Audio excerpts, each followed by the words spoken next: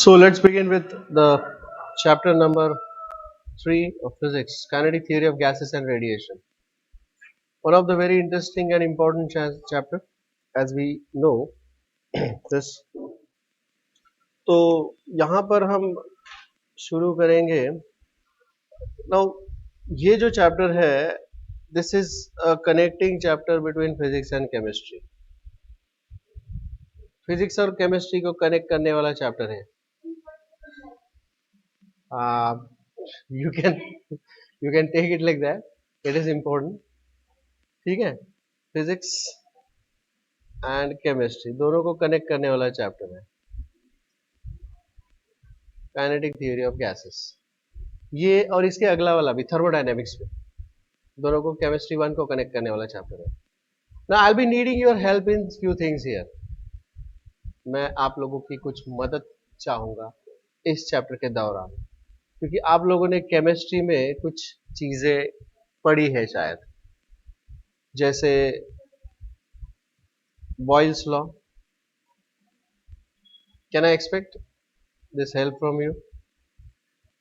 Boils law पढ़ा है? Great. Charles law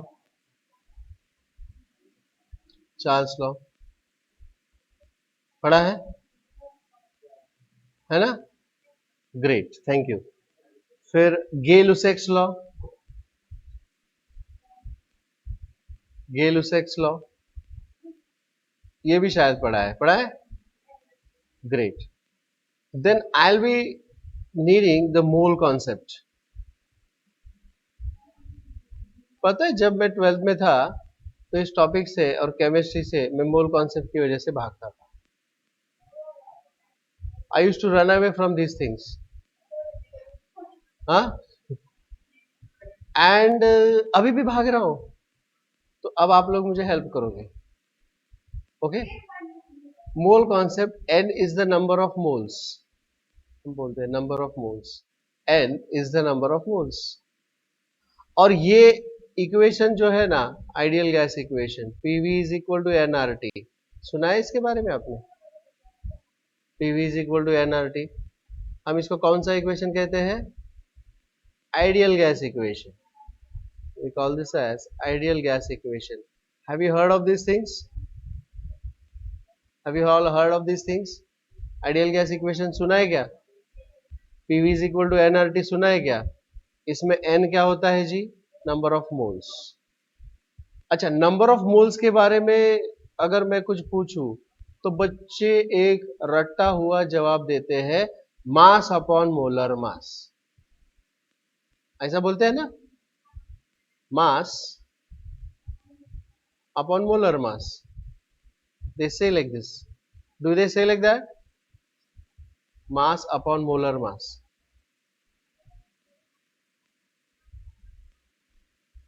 molar mass. अच्छा, इसके साथ फिर और एक चीज यहां पर मोल कंसेप्ट के अंदर आती है, बाबा Avogadro. Avogadro's hypothesis. Avogadro's hypothesis क्या है जी? ये हाइपोथेसिस कुछ तो है. It is related to Na. Na is Avogadro's number. And does anybody know that number?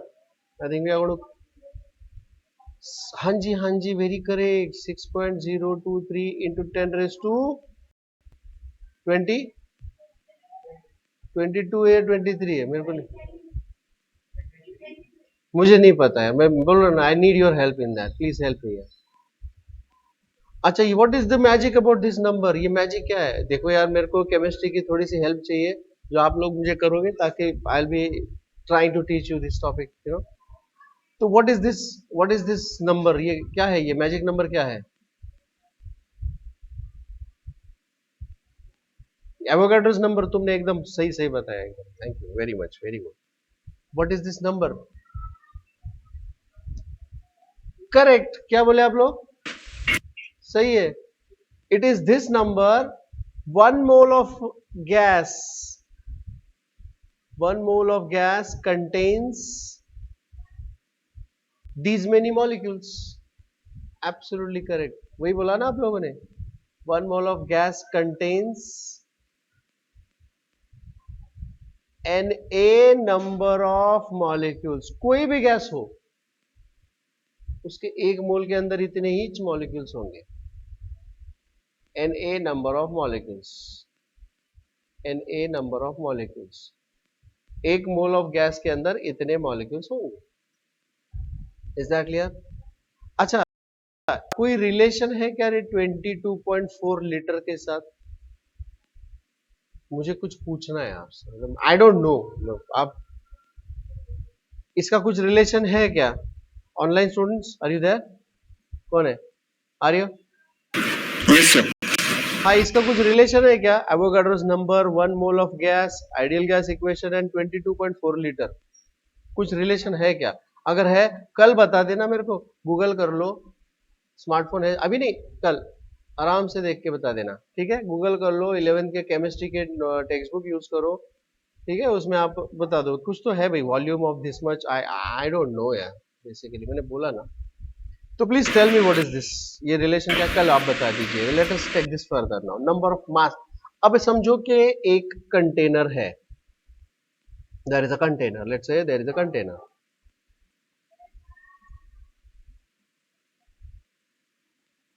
ठीक है, एक कंटेनर है यहाँ पे. इस कंटेनर के अंदर कोई गैस है भरा हुआ. ठीक है, this has got. I want to find out कि भाई इसके अंदर कितना गैस है, कितने नंबर ऑफ मोल्स है. क्योंकि गैस के कैलकुलेशंस जब हम करते हैं तो हम किलो में नहीं करते. अमाउंट ऑफ अ सब्सटेंस, अगर आपको याद होगा, long long ago, once upon a time when we were in 11th standard, तो वहां पर एक चैप्टर देखा था, units, dimensions, dimensional analysis, accuracy वगैरह, एरर्स, अप्रोक्सीमेशन. पहला चैप्टर मैथमेटिकल मेथड्स था, या उसके उसके पहले एक चैप्टर था यूनिट्स, यूनिट्स नाम का चैप्टर, यूनिट्स एंड मेजरमेंट. उस चैप्टर के अंदर हमने एक टेबल देखा था, फंडामेंटल क्वांटिटीज, डिराइव्ड क्वांटिटीज. तो फंडामेंटल क्वांटिटीज में amount of a substance is always measured in number of moles. तो इसलिए गैस जो होता है उसको हम मेजर करते हैं नंबर ऑफ मोल्स में. Mass upon molar mass is called as number of moles. तो यहां पर इफ आई से m is the mass of each gas molecule, mass of each gas molecule.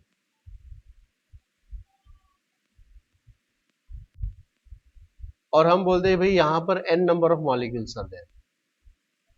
n is the number of molecules. एक molecule का mass है m, तो total मास जो होगा उसका, m is the total mass. What will be the total mass? Total mass will be equal to m into n. yes or no? Hello, isn't it? तो total mass यहां पर कितना होगा जी? M. And what is that? M is equal to, it is small m into n. समझे? Okay. Molar mass क्या होता है पता है? मोलर मास, मोलर मास होता है मास of 1 mole of gas. Molar मास होता है मास ऑफ 1 मोल ऑफ गैस. लेकिन हमें पता है, एवोगाड्रो ने बताया है, 1 मोल ऑफ गैस के कितने मॉलिक्यूल्स है? n a number of molecules are there. बराबर है क्या? तो what is the mass of 1 mole of a gas? Molar mass, it is nothing but mass of 1 molecule into number of molecules. समझे? And this is called as molar mass, MO. mass of 1 mole of the gas, MO, M naught, M0, whatever. Is this clear to all? So what is number of moles? It is nothing but n that is number of molecules divided by number of molecules, that is Avogadro's number. क्योंकि यम यम cancel, तो number of moles के लिए आप इसको ऐसा लिखिए, मास upon molar मास लिखिए, n upon Na लिखिए, बात तो एक ही है. Is this okay? Any doubts about that? Is this very clear? चलिए, very good, thank you so much. तो आप लोगों ने ये मुझे हेल्प कर दिया यहाँ पे, isn't it? लेकिन ये जो PV is equal to NRT है ना, PV is equal to NRT, ideal gas equation, इसमें PV is equal to NRT. तो अभी अभी आप लोगों ने मुझे बता दिया है कि भाई N is equal to N upon Na, N upon N capital भी बोलते हैं, कभी स्मॉल बोलते हैं, व्हाटएवर, कंफ्यूज ना हो उसमें. ठीक है, अब यहां पे मैं एक नया कांस्टेंट आपको इंट्रोड्यूस करने जा रहा हूं. R क्या है जी? R is called as the universal gas constant. P is for, बताओ ना प्लीज, प्रेशर, करेक्ट बोला आप लोगों ने. V is for volume and T is for temperature. R is the universal gas constant. Universal gas constant. देखिए, topic को आसान बनाना है तो आपको R के जो यूनिट्स है वो याद रखने पड़ेंगे आपको. R, N, ये चीजें को आपको you have to get, because this is important in physics as well as chemistry. Chemistry में आपको एक चैप्टर है केमिकल थर्मोडायनेमिक्स, है ना रे आर्य? बराबर है क्या? केमिकल थर्मोडायनेमिक्स में आपको ये सब, Yes, sir, I have accepted. Very much, you need it very much. चलिए, तो यूनिवर्सल गैस कांस्टेंट होगा ये. और अब हम बात करते हैं यहां पर एक नए कांस्टेंट की. ठीक है, R is called as a universal gas constant. ठीक है, उसका वैल्यू भी आगे जाके हम आपको बता देंगे कि R का वैल्यू कितना होता है, न्यूमेरिकल्स में आ जाएगा R का value and all that stuff, you know. तो चलिए बात करते हैं एक नए कांस्टेंट की, which is denoted by Kb. We call this as Boltzmann constant. Boltzmann constant, and this Boltzmann constant Kb is equal to R upon Na, universal gas constant upon Avogadro's number. Universal gas constant upon Avogadro's number. तो in this case ये जो equation है वो क्या बन जाएगा? What will be this equation if I'll substitute here? N is equal to N upon Na and K, R के जगह पर Kb into Na. R is equal to Kb into Na. तो let me equate this. This will give me PV is equal to N के जगह पर आएगा N upon Na. सही है? And R के जगह पर आएगा Kb into Na into T. तो Na gets cancelled. Na gets cancelled. तो क्या मिल जाएगा यहाँ पर, बताइए यहाँ पे.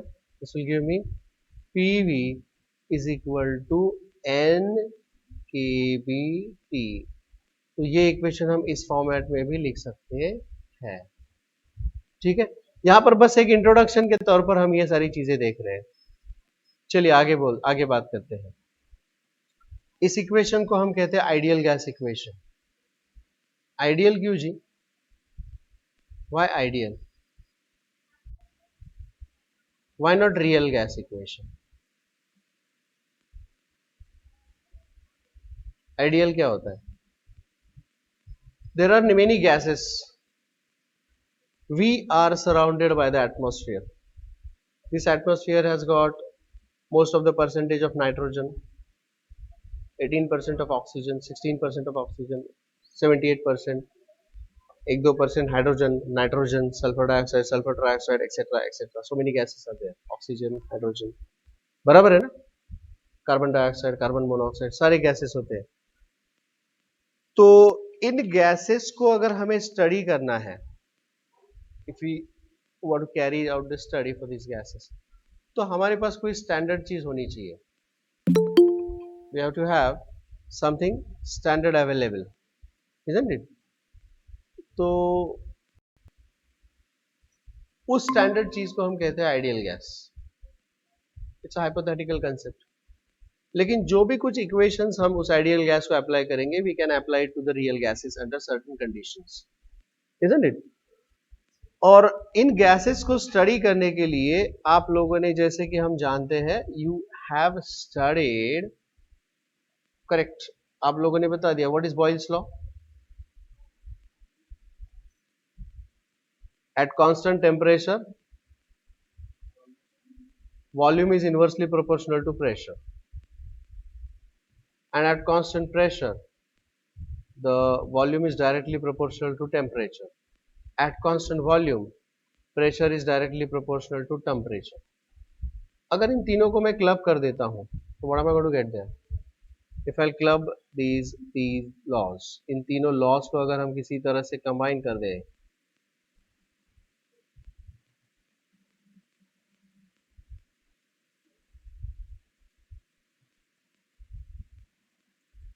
if we club these three laws,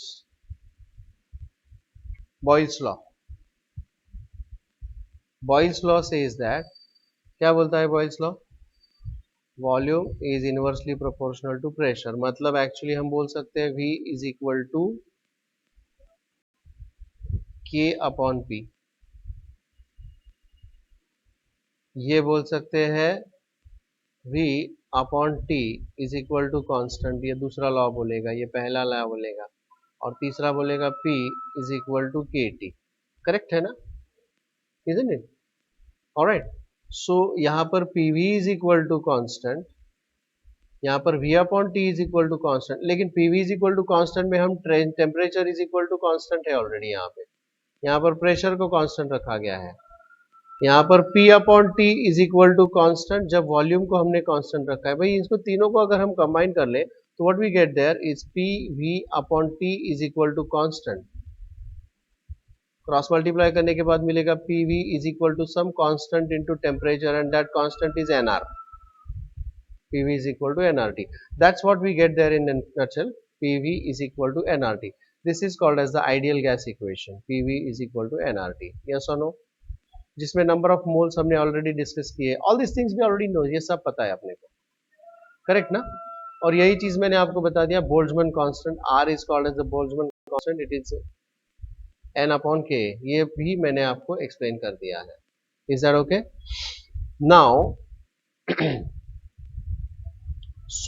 जैसे अगर x और y कोऑर्डिनेट्स आपको बता दे तो you will get to know about the position of the point.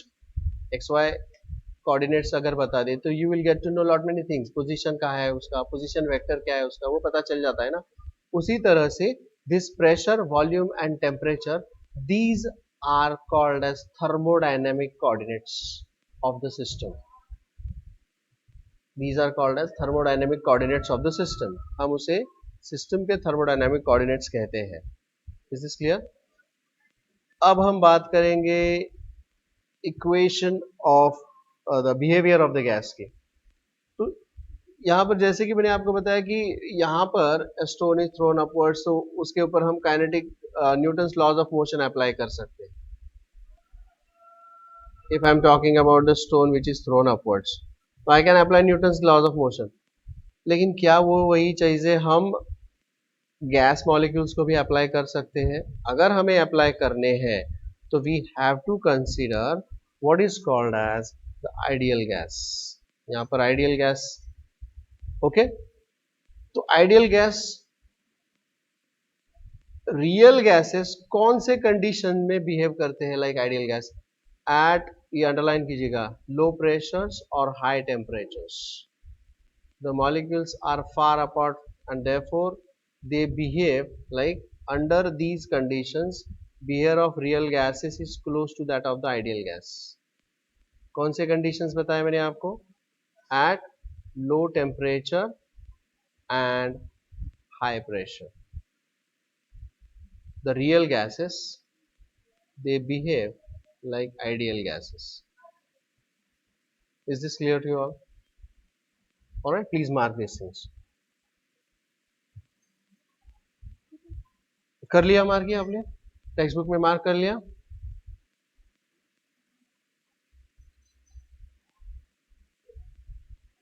I'll go for the next part now. Let's take this further.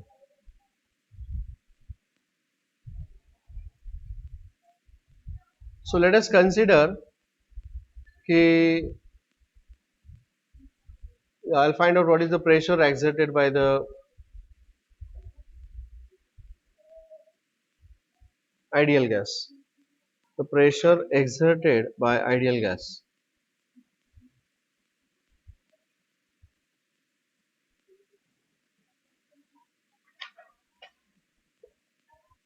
So let us consider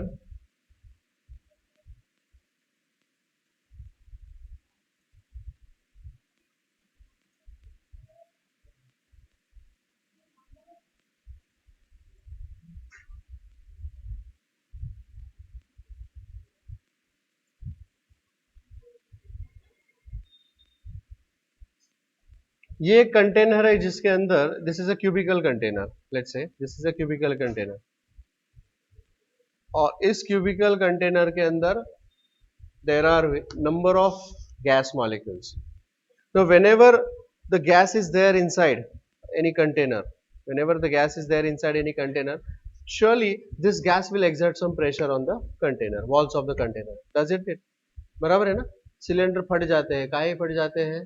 because of the pressure exerted, and जिसकी वजह से cylinder फट जाता है, isn't it?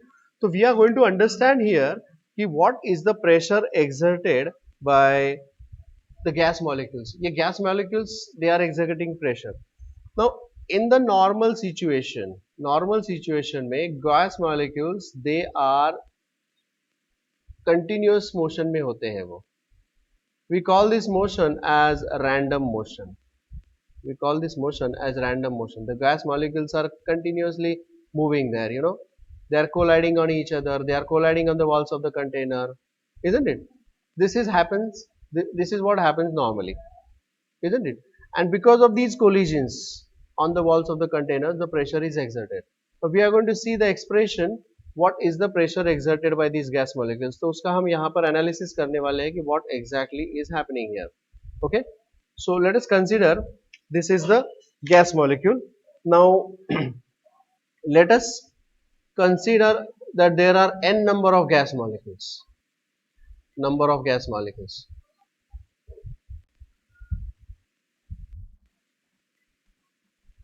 इसमें m is the mass of each gas molecule.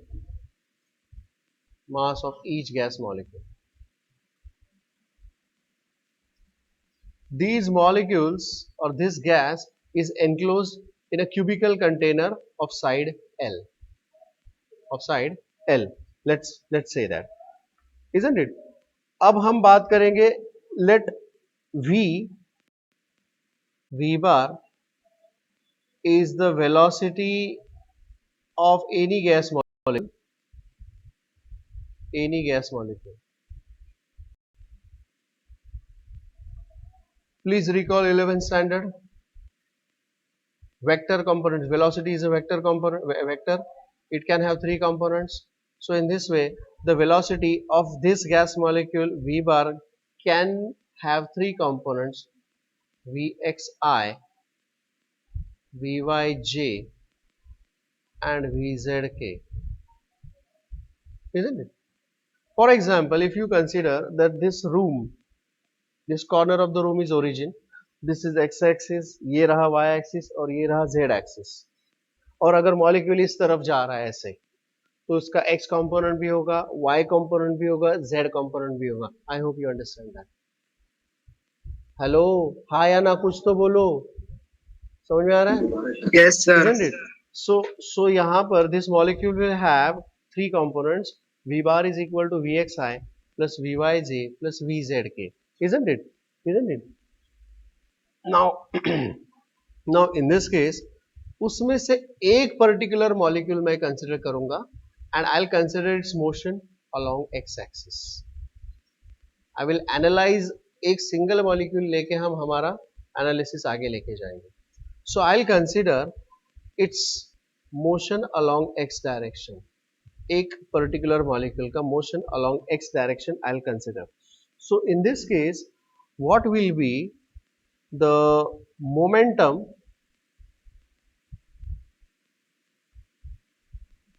of the molecule, momentum of this molecule,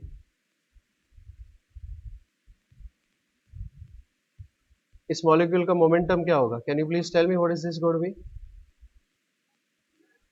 The momentum of this molecule is equal to mass into velocity in the x direction. I am considering एक single molecule, उस molecule का सिर्फ मैं x direction का velocity consider कर रहा हूँ. Are you understanding what I am saying? I am considering only the x direction of that. So that is m into vx. Is this okay? ये molecule इस तरफ जा रहा है. It's going in this direction. So it will have this momentum m into vx. It is towards positive x direction. Yes or no? Isn't it? अब ये molecule जाके टकराएगा. It will go and it will hit this. और फिर यहाँ से वो वापस आएगा. So can I say that this is the initial momentum? Can I say this is the initial momentum of the molecule? Initial momentum of molecule. Yes or no? Isn't it? So जब ये टकरा के वापस चला आता है तो उसका velocity is in the opposite direction. Do you understand that? So can you tell me what will be the final momentum of this molecule? What will be the final momentum of this molecule? Please tell me. क्योंकि initial momentum जो इस molecule का था it was in this direction which is m into vx, लेकिन उस wall को वो टकराता है, it goes in that direction, hits the wall and because whatever collisions are there, we assume that these collisions are elastic in nature. It's an elastic collision, isn't it? So वो यहाँ पे जाके टकरा के दोबारा यहाँ से घूम के वापस आता है. So it will have its momentum m into vx, but it is in the opposite direction, तो उसको माइनस बोला जाएगा. So this is minus m into vx. Yes or no? अगर vx ये है तो माइनस vx होगा. Yes or no? Okay. And what will be the change in the momentum? Change in the momentum क्या होगा जी? Change in the momentum, it is given by delta p along x direction. That is nothing but the final momentum minus initial momentum. क्या होगा ये? Final momentum minus initial momentum, that is equal to minus mvx. Minus mvx. So this is going to be minus 2 mvx. Yes or no? Yes or no? Isn't it? Now this is the change in the momentum for molecule. This is the change in the momentum for the molecule. बराबर है क्या? And this minus indicates that this momentum is lost by the molecule. Momentum lost by the molecule. Isn't it? This is lost by the molecule. ये molecule किसके ऊपर hit हुआ है? Wall के ऊपर ना? It has hit the wall of the container. So whatever momentum is lost by the molecule, that momentum is actually gained by the wall. Yes or no? Isn't it? So I'll say that is nothing but momentum gained by the wall. Momentum gained by the wall of the container. So what is the momentum gained by the wall? वो होगा plus 2 mvx. Yes or no? Are you understanding that? This is the momentum lost by the molecule, but same will be the momentum gained by the molecule, gained by the wall numerically, opposite in sign. Hello, is this okay? समझ में आ गया? ठीक है.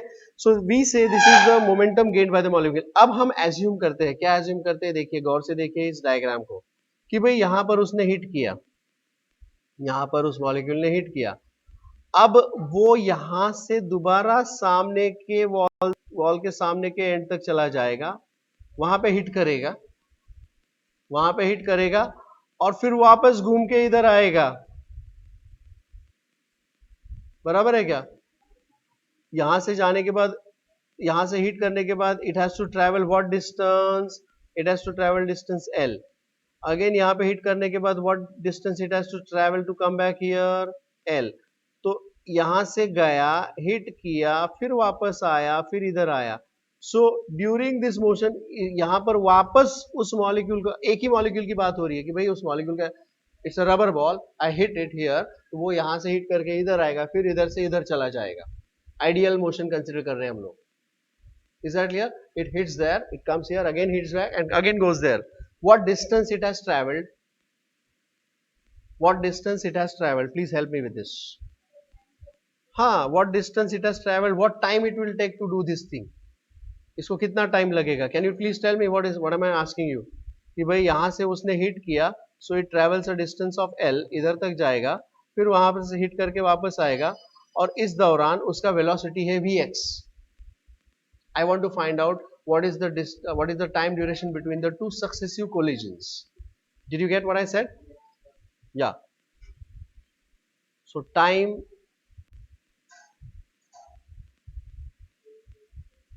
between two successive collisions on the same wall.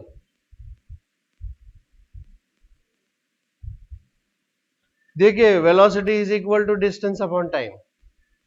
The velocity is vx, distance traveled is 2l, and time is delta t.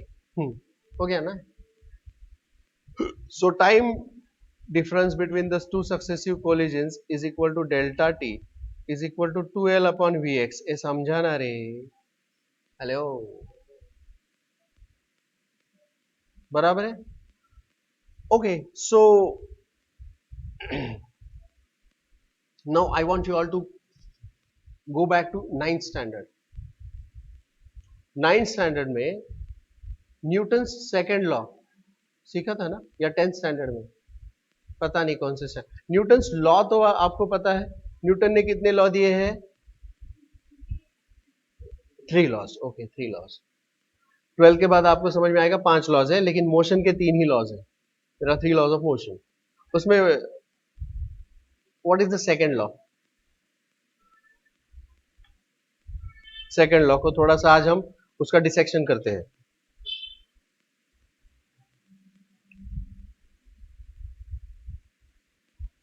The second law is F is equal to ma. यही है? नहीं. Second law is rate of change of momentum is directly proportional to the force applied. Rate of change of momentum is directly proportional to the force applied. देखिए यहां पे acceleration is v minus u upon t. सही है?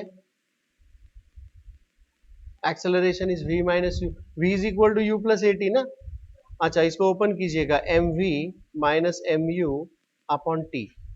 What is mass into final velocity? Is this final momentum? Is this initial momentum? yes or no? And is this time taken?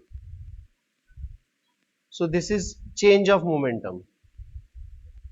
This is actually numerator is change of momentum. Change of momentum. और जब आप उसको time से divide करते हो तो this is called as rate of change of momentum. This is called as rate of change. Rate बोले तो with respect to time. Rate of change of momentum. ये समझा ना रे? Isn't it? So rate of change of momentum is nothing but the force. Hello, इसी को हम English में बोलते हैं F is equal to m में. Isn't it? तो अब ये F is equal to m में का मतलब है F is equal to the force, average force is equal to average rate of change of momentum. I'm going to apply this. Average force exerted by this collision of molecules on the wall, F average by colliding molecules on the wall. Because ये एक molecule में बात कर रहा हूं, लेकिन यहां पर infinitely molecules are there and they are continuously hitting the wall surface, जिसकी वजह से उसके अंदर फोर्स अप्लाई हो रहा है. यस और नो? और एक ही वॉल की बात कर रहा हूं मैं, लेकिन इस वॉल के ऊपर भी, इधर भी, इधर भी, इधर भी, इधर भी, हर जगह पर एक मॉलिक्यूल की बात कर रहा हूं. n number of molecules are there and they are hitting on the different walls. हम एक मॉलिक्यूल को यहां पर स्टडी कर रहे हैं. So what is the average force by colliding molecules on the walls is equal to average rate of change of momentum, average rate of change of momentum, average rate of change of momentum, yes or no? अच्छा, अब मुझे बताइए rate बोले तो with respect to time. Now what is the change of momentum for the wall का लिए change of momentum क्या है? दिस प्लस 2mvx, क्योंकि this is the momentum gained by the wall, isn't it? और दोबारा वो मोमेंटम वो gain करेगा उतना ही momentum when the next collision is happening, and this is happening in this much of time. So when I'll divide it by delta t, so that will actually give me the force exerted, yes or no? So what is F average? F average is given by, बोलिए क्या आएगा? This is given by 2mvx divided by delta t, हमने क्या लिखा है? 2l upon vx. So this 2 gets cancelled, and this is nothing but mvx square upon L, mvx square upon L. Is this clear? और vx1 square for that sake, ऐसा एक molecule है, ऐसे n number of molecules है, एक molecule की हम यहाँ पर बात कर रहे हैं, isn't it? So I'll say where vx1 is equal to x component of velocity of molecule 1, of molecule 1. Is this okay? Isn't it? But there are n number of molecules, मतलब जो बाकी molecules है vx2, vx3 dot dot dot vxn, n number of molecules are there. तो उन सब की वजह से जो total force exerted होगा, and this is the force exerted on the x direction, force exerted on x component here, बराबर है क्या? So what will be the total force? Total force in x direction, it is given by fx, या फिर हम इसको sigma fx भी बोल सकते हैं. It is nothing but m upon L into, I'll have to take, this is nothing but I'll have to add them all, vx1 square plus vx2 square plus vx3 square plus dot dot dot vxn square. Any doubts about this? Is this clear to you all? Is that okay? समझ में आ रहा है? Isn't it? बराबर है क्या? Now this is force exerted, force exerted है, तो यहाँ पर what will be the average pressure in that case? क्योंकि ये force, what will be average pressure? Average pressure in x direction, it is nothing but the summation of total force in x direction divided by the total area. What is that area? ये area क्या है? If I'll consider this diagram, ये diagram है, तो यहाँ पर what is that area? ये total, यहाँ पर जो total force exert किया जाएगा, this total force is exerted on this area. So ये area कौन सा है जी? बताइए, what is that area? This area is equal to L square, yes or no? Isn't it? Are you understanding that? So if I divide this by that thing, what am I going to get there? That will give me, बोलिए. So that is nothing but, ये force होगा, total force तो लिखना ही पड़ेगा मुझे, लेकिन so this is m upon L into vx1 square plus vx2 square plus dot dot dot vxn square, and all things divided by L square. So what will be this average pressure in the x direction? अब मैं इसको लिखूंगा यहाँ पे, what am I going to write this as? This pressure in the x direction is given by this. Now I consider the average, ये जो vx1 square है plus vx2 square plus vx3 square dot dot dot up to vxn square, whole thing divided by n. Total number of molecules कितने हैं? n. So that is nothing but, क्योंकि मैंने सारे जो molecules है उनका x direction का velocity का average ले रहा हूँ. So this is called as vx square. This is the average velocity in the x direction. Vx square bar, I can call this as. Is this clear? I have taken the average of all this. सो यहाँ पे अगर मैं इसके जगह पर लिखूंगा, इस ये जो ब्रैकेट है, इस ब्रैकेट के जगह पर क्या आएगा फिर यहाँ पे, what am I going to get there in place of this bracket can be replaced by n times vx square का बार और vx bar square. Is this okay? Hello, समझ में आ रहा है? So let me just write down this here. तो ये pressure exerted in the x direction क्या हो जाएगा? So the pressure, average pressure in the x direction, it is given by, क्या होगा ये, m upon l cube होगा ये, into n times v x bar का square. Is this clear? Is this okay? This is the pressure in the x direction. Yes or no? All right. अब हमको vector से पता है already that v square is actually equal to vx square plus vy square plus vz square. सही है ना? vx square plus vy square plus vz square. अच्छा, और एक चीज मैं आपको बता दूं कि अगर ये है कंटेनर, इसके अंदर के जो मॉलिक्यूल्स है they are in the random motion. समझ में आ रहा है? लेकिन एवरेज वेलोसिटी इसका जीरो ही है ना. एवरेज वेलोसिटी, क्योंकि ये मॉलिक्यूल अगर इधर जा रहा है, एक मॉलिक्यूल अगर इधर जा रहा है तो एक मॉलिक्यूल नीचे भी तो जा रहा है. तो what is the average velocity of this? Zero आएगा. सो जो भी कुछ इसका एवरेज वेलोसिटी होगा, मतलब the average velocity in the x direction, y direction and z direction, ये तीनों के तीनों डायरेक्शन में है.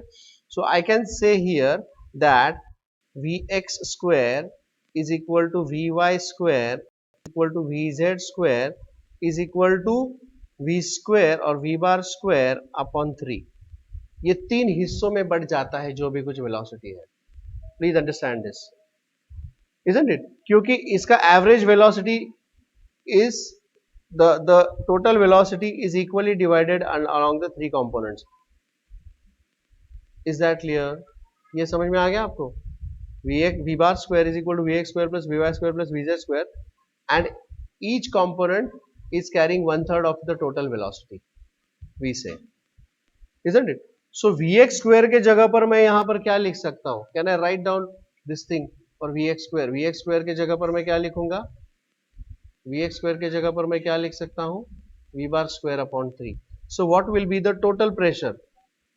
Total pressure, average pressure or total average pressure is P is equal to m upon L cube into n into 1 by 3 v bar का square. Is this clear? Let me continue with this now. इसको आगे लेके बढ़ते हैं. Now that is nothing but what is m into n? So the average pressure exerted by this wall is equal to 1 upon 3. This velocity is often referred to as RMS velocity. हम इसे कहते हैं RMS velocity. अब देखिए, there are three concepts or three things that I can talk about. पहला है average velocity, ठीक है. Then होगा mean square velocity and तीसरा होगा root mean square velocity. Suppose there are number of objects, say उनका velocity, there are number of molecules जिसका velocity है v1, v2, v3. तो इसका average velocity क्या हो जाएगा जी?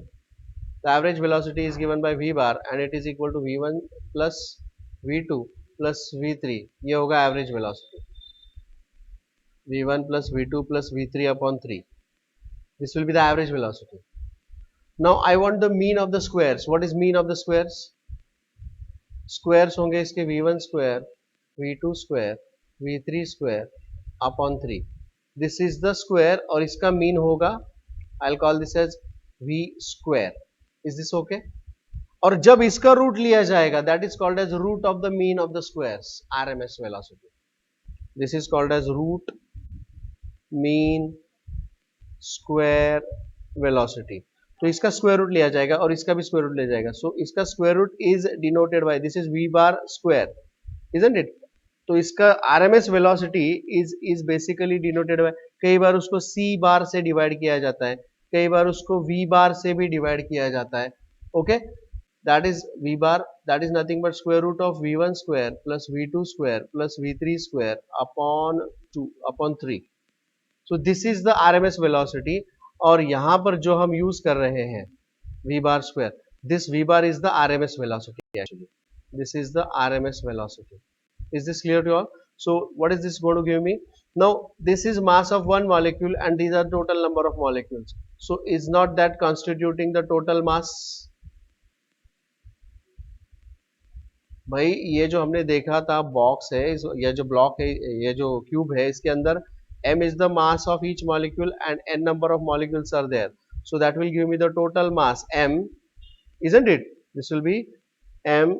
तो ये जो फॉर्मूला है वो फॉर्मूला क्या बन जाएगा? Let me just write the formula here now. The formula है that becomes the average pressure exerted on the walls of the container is 1 upon mn into v bar का square upon L cube is the volume of that container v.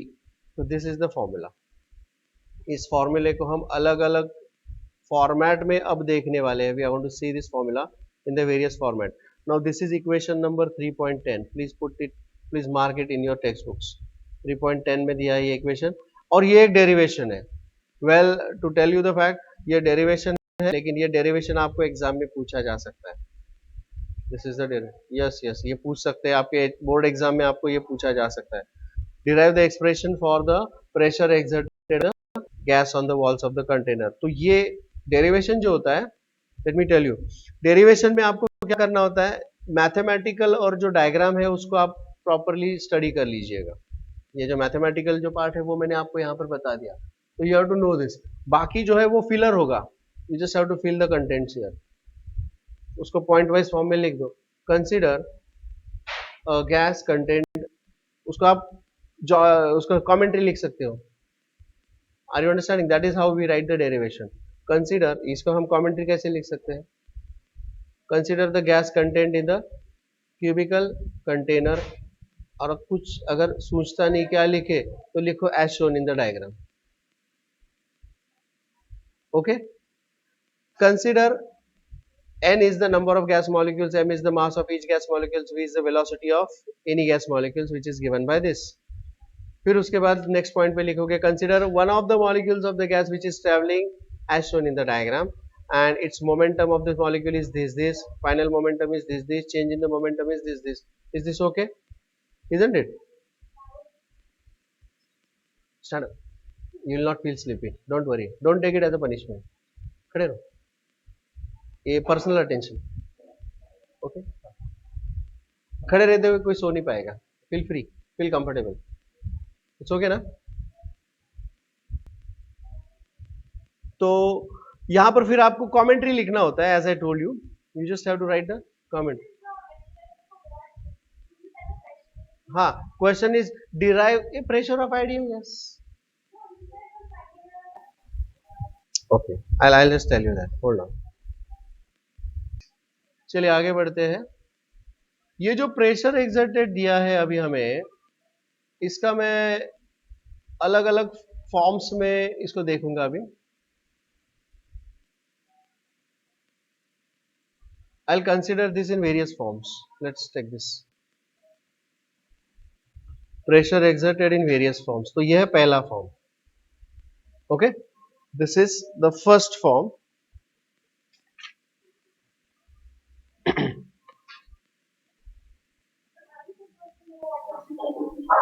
Louder and clear, please. Mean free path, I'll talk about that later on. मैं बात करूंगा उसके बारे में. मैंने उसको skip नहीं किया है, don't worry. I'll be talking about those things whenever. Okay. यहां पर ये है pressure. This is the pressure. This will be the volume. And what is this V bar? V bar is called as RMS velocity. RMS speed या RMS velocity. Okay? RMS speed या RMS velocity. मैंने आपको RMS speed क्या होता है वो बताया. It is root of the mean of the squares. It is root of the mean of the squares. RMS. ठीक है. Now I want to find out what is the expression for RMS velocity. तो just इसको cross multiply कीजिएगा. So how will I find out the expression for RMS speed? RMS speed, जो कि अगर मुझे यहां पर मैं इसको क्रॉस मल्टीप्लाई करूंगा तो ये आएगा 3 PV upon MN is equal to V bar का स्क्वायर, रेस टू -2 नहीं है, दिस इज V बार का स्क्वायर, या V स्क्वायर बार भी उसको बोल सकते हैं, V बार का स्क्वायर होना चाहिए. So that will eventually give me V bar, the RMS speed is equal to square root of 3 PV upon M into N. M is the mass of one molecule, N is the total number of molecules. So basically this is 3 PV upon the total mass is capital M. ये समझा ना रे? Is this clear? Any doubts about that? तो यहाँ पे this is the formula for the RMS speed, and basically this is equation 3.11. Yeah, this is equation 3.11. Please check. It's 3.11. मैंने square root डाल दिया है, उन्होंने नहीं डाला है. देखो ना यहाँ पे, इट इज दिस इक्वेशन. नहीं? ओके. अच्छा, अब और एक चीज देखिए, वन मोर थिंग यहाँ पे, वन मोर इंटरेस्टिंग थिंग, कि भाई हमें पता है कि PV is equal to NRT, PV is equal to NRT. तो इस पीवी के जगह पर अगर आप लिखोगे तो what is this going to become? V bar is equal to 3nRT upon the mass, or it is M into N. Yes or no? Correct? लेकिन हमने देखा था व्हाट इज बोल्ट्जमैन लॉ और Boltzmann constant KB is equal to, थोड़ी देर पहले देखा था, देखिए यहाँ पे व्हाट वाज बोल्ट्जमैन कांस्टेंट, ये रहा, it is R upon NA, और R is equal to KB into NA, that is Boltzmann constant. Can I say so? Isn't it? So R is equal to KB into NA. तो let me just substitute for R here. R के लिए अगर हम substitute करेंगे तो ये बन जाएगा V bar is equal to square root of 3 times क्या बन जाएगा बताइए? ये रहा R. And what is N is equal to, ये भी तो हमने देखा था, what is N is equal to क्या होता है? नंबर ऑफ मोल्स के लिए हमने एक्सप्रेशन देखा था, it is N upon NA ना. Hello hello hello, in the beginning of the lecture we have talked about this. तो let me substitute for N R. So what will be N into R? क्या हो जाएगा? N into R क्या हो जाएगा? N is N upon NA and R is KB into NA. NA gets cancelled and this is equal to, it is N times KB, that is NR. तो ये क्या बन जाएगा? It is N times KB into T divided by M into N. अब ये N दोबारा cancel हो जाएगा. Is this okay? So what is the expression for this? इसका एक्सप्रेशन क्या बन जाएगा? VRMS इज इक्वल टू, एक मिनट, हम KB के लिए अगर सब्स्टिट्यूट ना करें तो बेटर होगा I guess. I not substitute for, क्योंकि आपको अलग फॉर्म में चाहिए वो. एक minute, I not substitute for KB, मैं सिर्फ N के लिए ही सब्स्टिट्यूट कर लूंगा.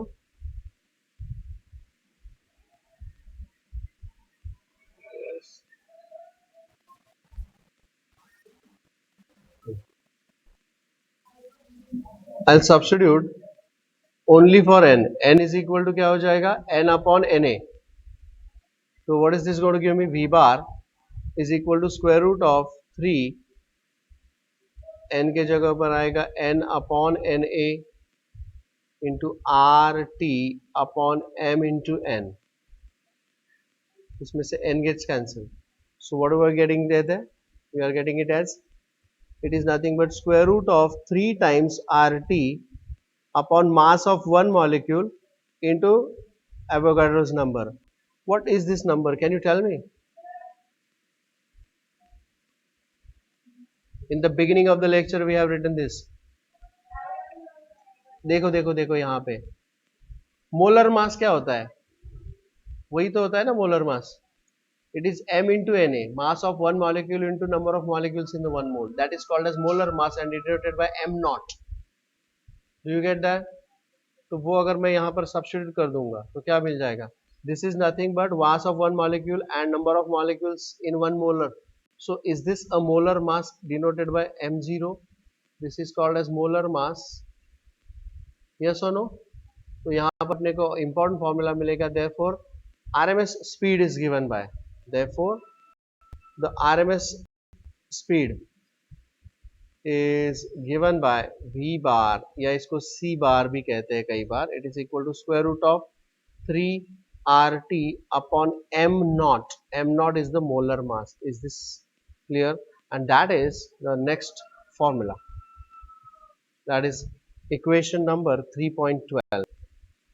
Put it in the box please. ये सारी चीजें जो मैं यहाँ पर बॉक्स में डाल रहा हूँ आप भी बॉक्स में डाल दीजिएगा. पेन से, कलर पेन से, पेंसिल प्रेफरेबली ना यूज करें, कलर पेन यूज करें ताकि आपको पता चल जाएगा. Is this okay? Any doubts about that? Okay, take this further. Let us take this further. अब आगे बताइए कि यहां पे मैंने फॉर्मूला क्या लिखा है. Yeah, let's go back to that thing. The pressure exerted by the gas P is equal to 1 upon 3 m n upon V into V bar का स्क्वायर ना, हम इसको V bar का स्क्वायर लिखते हैं. Isn't it? ये क्या है रे? Is this mass, total mass, and this is total volume. So if it is mass upon volume, well, can I call this as density? So can I call this as 1 upon 3 rho C square या V square. ये C और V same है, मैं आपको बता दूं. 1 upon 3 rho C square. So this is one more format. This is one more format of this. ये इसका और एक फॉर्मेट है, याद रखिए. 1 by 3 rho C square. Rho is the density. Density is mass upon volume because this m into n is the total mass and this is total volume. ये volume है और आपको कंफ्यूज ना हो, ये वेलोसिटी है और ये वॉल्यूम है, इसलिए मैं इसको C में लिख रहा हूं. Please remember, it is RMS speed. It is RMS speed. Is that okay? You can sit down Rahul now. You are comfortable. Sit down. अगर तुम्हारी नींद गई है तुमको तो बैठ जाओ आराम से. Okay, proceed further. आगे देखते हैं इसे. Let us take this further now. Now, once again I'll say the pressure exerted is equal to 1 upon 3 mn into V bar square divided by volume. देखो कैपिटल V है. Now let me multiply this. ये क्या मिल जाएगा? If I'll write this as P V is equal to 1 upon 3. Is this total mass? ये mn is nothing but total mass, isn't it? Into V bar का square.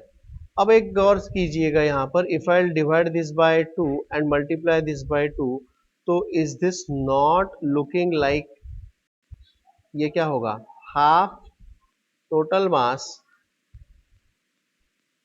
Total mass का मतलब है actually ये क्या है? This is nothing but m into V bar का square into n. Is this the kinetic energy of each gas molecule? Isn't it? We call this as average translational kinetic energy, of a gas molecule. एक gas molecule का ये average energy है. Isn't it? ऐसा माना जाता है कि भाई देखो, there are number of gas molecules और हर एक मॉलिक्यूल का कोई स्पीड है. तो मुझे अगर किसी एक मॉलिक्यूल के बारे में बात करनी तो आई विल टॉक अबाउट कि भाई उसका velocity is equal to the average velocity. Are you understanding that? RMS velocity. So this is average kinetic energy, translational kinetic energy of a gas molecule. When I multiply it by number n, तो वो क्या हो जाएगा? What will be that thing? What will be that thing?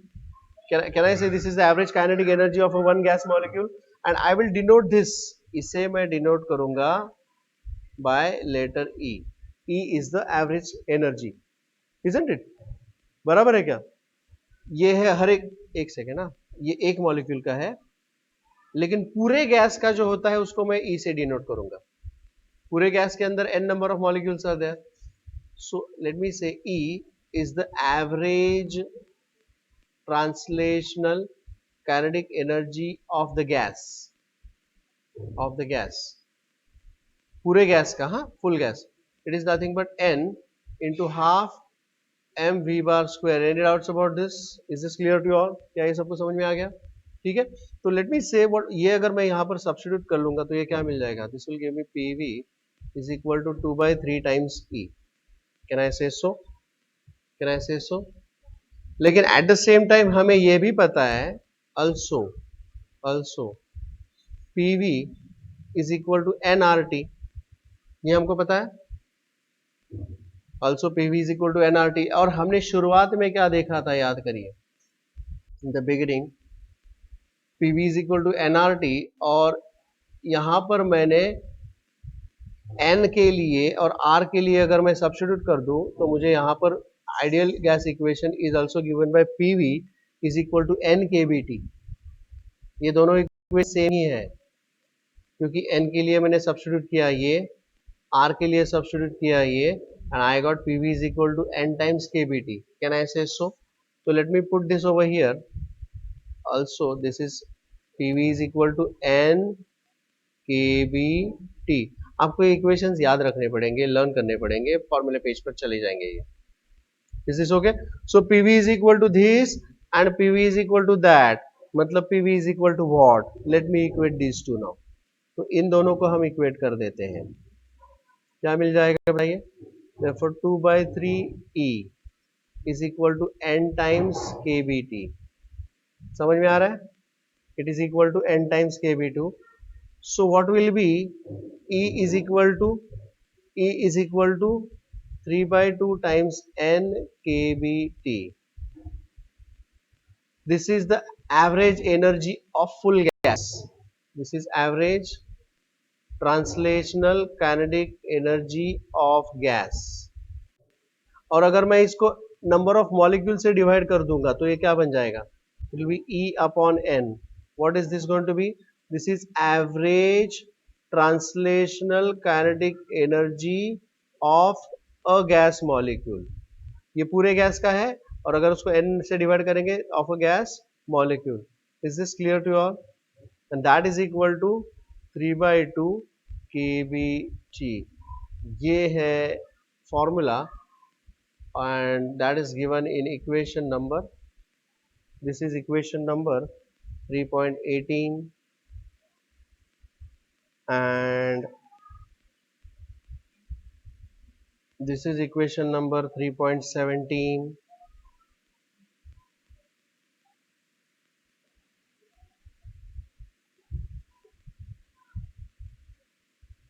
and this is equation number 3.16.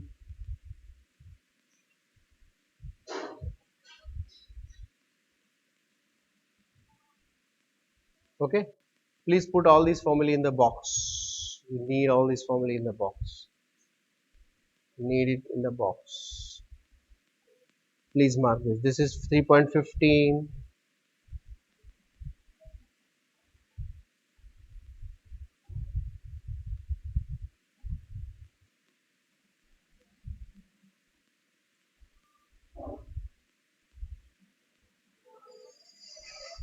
Yeah, this is 3.15.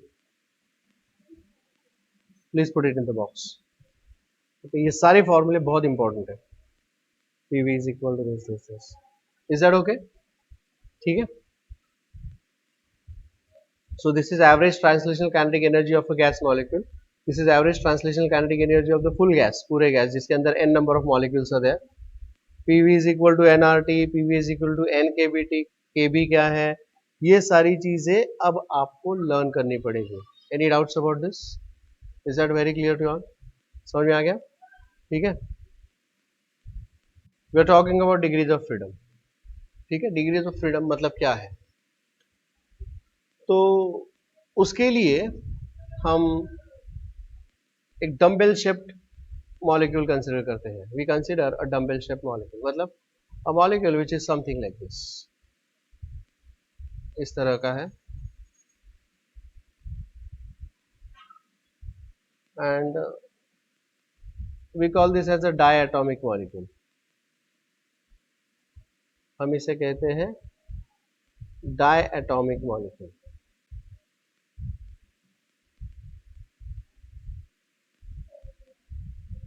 It's a dumbbell shaped molecule. Example oxygen, hydrogen, इस तरह का हो सकता है, कार्बन मोनोऑक्साइड, ठीक है. And I'll consider that this molecule is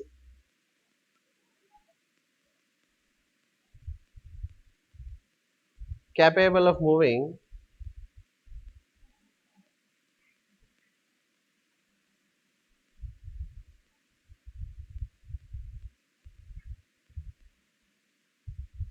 I'll say these are the various, so this is X component, say something like this. This is X axis, Y axis and Z axis, ठीक है. और ये जो molecule है, इस molecule को मैं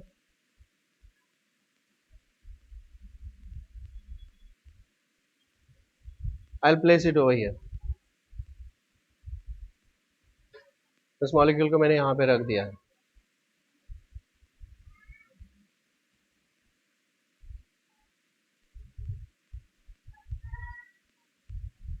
ऐसा मॉलिक्यूल नहीं है. Okay. Now I want to find out how many ways it can move, how many translational motions are possible here. Translational motion कैसे कैसे possible है, आप बता सकते हो मुझे? It can move along x direction, it can move along y direction and it can move along z direction. Very simple. एक ऐसा अगर ये है तो वो x direction में जा सकता है, isn't it? Y direction में जा सकता है, z direction में जा सकता है. So we say that this molecule have 3 translational degrees of freedom. क्या बोलेंगे हम इसको? This molecule will have 3 translational degrees of freedom. समझ में आ गया? It can move along x direction, move along y. Translation मतलब linear motion होगा इसका. अब मैं इसके रोटेशन की बात करने वाला हूं. I'm going to talk about the rotation, rotational motion. आप मुझे बताइए, ये मॉलिक्यूल अगर अबाउट y एक्सिस घूमेगा तो अपने को पता चलेगा कि नहीं चलेगा? हाँ, घूमता रहे ना वो. If it is moving rotating about y z direction, sorry z direction, तो can we make it out? Yes. If it is rotating about y direction, तो can we make it out? Yes. But if it rotates about x direction, we cannot make it out. दिखेगा क्या? और dumbbell है वो, अगर ऐसा घूम रहा है तो we cannot make it out. Right ना? If it is rotating like this, can you make it out? If it is rotating like this, can you make it out? But if it is rotating like this, can you make it out? No. Are you understanding what I'm saying? So it will not have its rotational motion के उसके सिर्फ 2 degrees of freedom है. Did you understand that? So it will have 2 rotational degrees of freedom. 2 rotational degrees of freedom. कौन कौन से direction में? एक है y एंड दूसरा है z एक्सिस.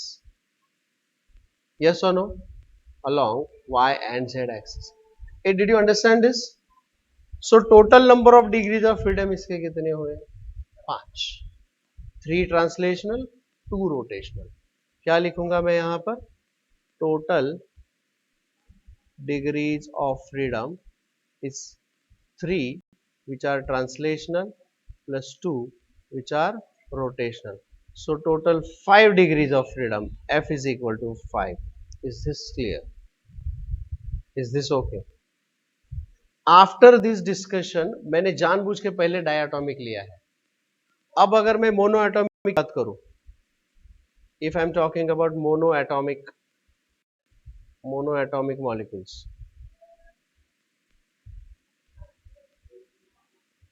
मोनोएटॉमिक मॉलिक्यूल्स में सेम डायग्राम में ले लूंगा, विथ स्लाइट डिफरेंस।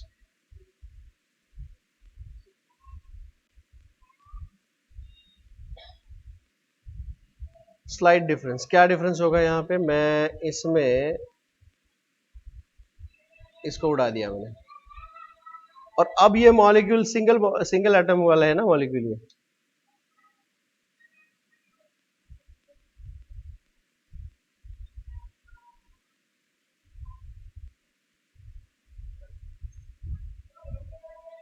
ऐसा मॉलिक्यूल है।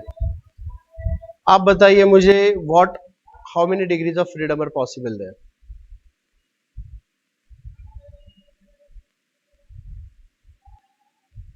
How many degrees of freedom are possible there? It can have only 3 translational degrees of freedom. Rotation का पता ही नहीं चलेगा अगर वो स्फीयर घूम रही है तो। समझ में आ रहा है? So this can have only 3, एक x डायरेक्शन में, एक y डायरेक्शन में जा सकता है, और z डायरेक्शन में भी वो जा सकता है। So it can have only 3 translational degrees of freedom. समझ में आ गया? So f is equal to 3, और तीनों के तीनों ट्रांसलेशनल है। Any doubts about that? Triatomic molecules की अगर हम बात करें, ट्राई एटॉमिक मॉलिक्यूल्स, तो ट्राई एटॉमिक मॉलिक्यूल्स में there are 3 possibilities. Triatomic molecules में they can have the geometry like this. They can have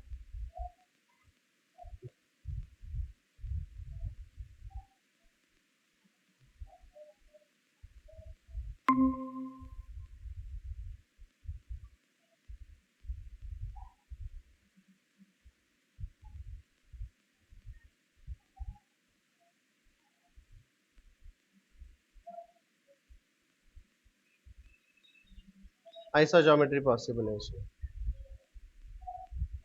समझे? और they can have the geometry like this also.